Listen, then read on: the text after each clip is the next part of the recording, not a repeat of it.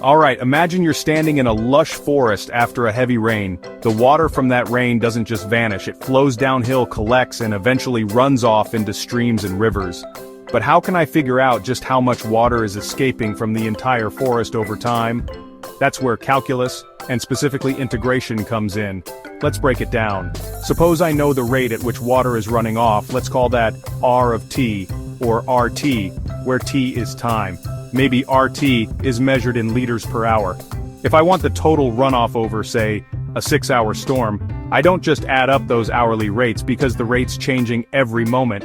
Instead, I use integration. Here's the magical bit. The total cumulative runoff, let's call it Q, is the integral of RT with respect to time across the period I'm interested in. In math, speak Q equals the integral from T1 to T2 of RT dt. In other words, I'm adding up all those tiny slices of water flow to get the grand total. Let's say RT is 20t, where t is in hours, so it increases as the storm goes on.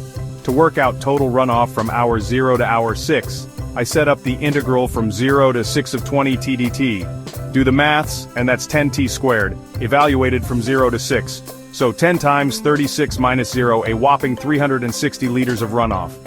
So next time you're out in the woods, remember, there's a river of maths flowing beneath your feet, and integration is the key to unlocking it. Give it a try with your own numbers and see what you discover.